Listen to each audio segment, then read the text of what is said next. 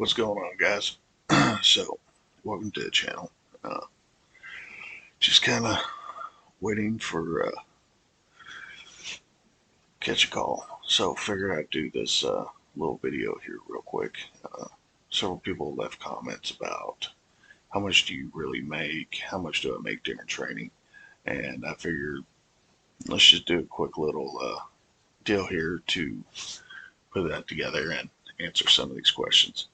All right, guys. So, number one thing. Um, During training, you're not going to make a full rate of pay.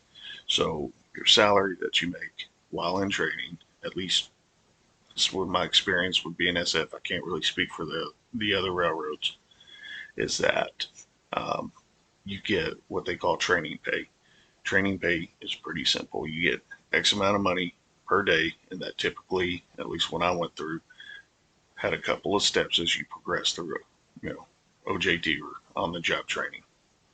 So uh, let's just go over here and go over to uh, BNSFjobs.com.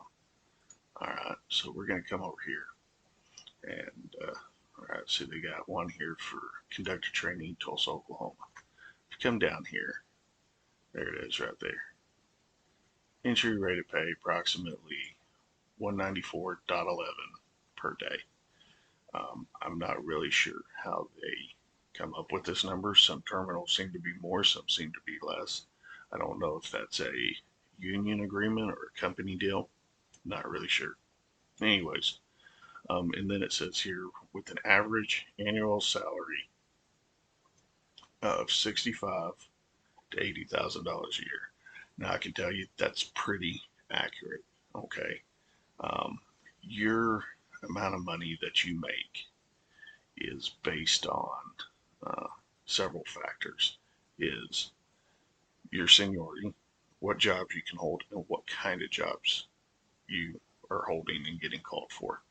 Now, as a new conductor, guys, you can pretty much expect to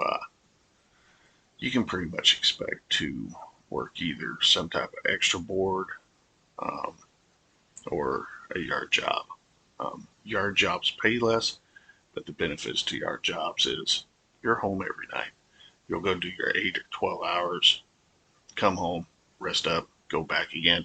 And usually when you hold yard jobs, you have a set amount of days. So you're going to do 5 on 2 off or 4 and 3.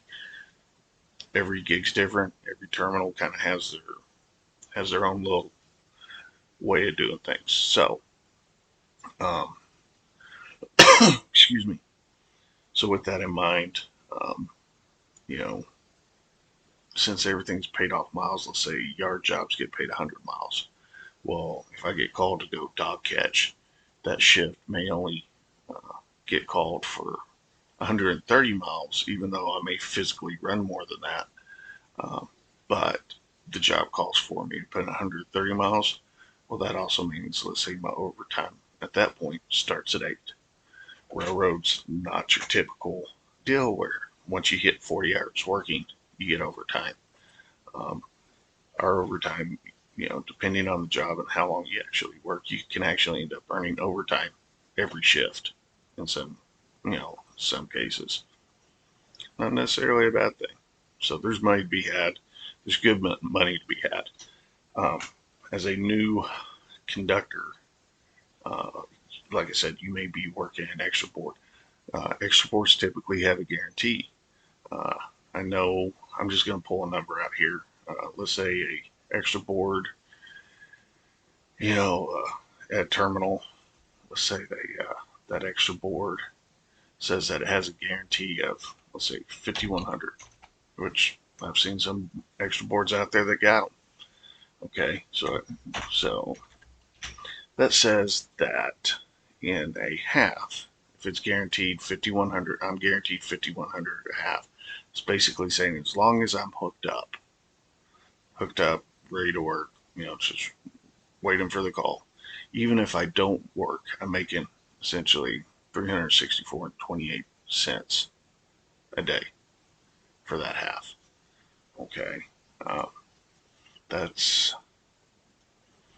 not a bad way to work, but I'll tell you right now, majority of the extra boards, you may hit a slow time, maybe something happened and there's a service interruption, so you don't work for a couple days. But the majority of the time on the extra board, you're going to work and you're going to break that guarantee. That's what you always want to do. You always want to break that guarantee. That means you're working. That means you're earning money. So I'll tell you this: when I hired out, my first year was probably a little above the 60,000 mark, and that's with getting bumped and traveling around and chasing work, that kind of deal. I can tell you now that uh, my pay is significantly higher than that because my seniority is better, and um, I'm able to hold some better jobs, and I'm able to hold them longer before I get bumped. Uh, you know, bump getting bumped sucks, but that's just the way it goes, guys. No need in getting pissed off about it if you end up getting bumped. I will say that as a conductor, at least with BNSF, um, as you progress through here and your seniority gets better, doing a six-figure year is not beyond the realm of possibilities. Um, I don't really want to get into that too much, just because I don't like putting my numbers out there. But I'll tell you, uh, this is the highest paying job I've ever had. I am gone a lot, and that kind of sucks. But my wife and I have a good system down, and we make it work. Plus, being able to chase work uh, to different terminals is a lot easier because we also full time in our camper. So that makes us pretty mobile. My kids, she's grown and living off in Dallas, Texas. So not too, you know, gets frustrating sometimes, but it is what it is. I'm making far better money than I did in my other profession, so I can't complain too much. Don't get me wrong. There are plenty of things to complain about. I just try to choose not to, or at least in this avenue.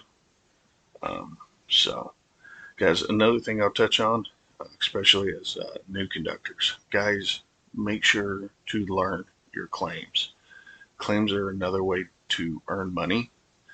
Make sure they're valid claims. And essentially, a claim is a violation of a union agreement, and basically means you're entitled to X amount of money or compensation. Um, Work to the wise. Make sure your claims are valid. I know some folks out there and that have thought they could cheat the system, and they failed miserably, and they ended up losing their job over it, and rightly so. So, anyways, guys, if you got any questions, jam the subscribe button, hit the little bell on the side. Appreciate y'all support. We'll catch you on the next one.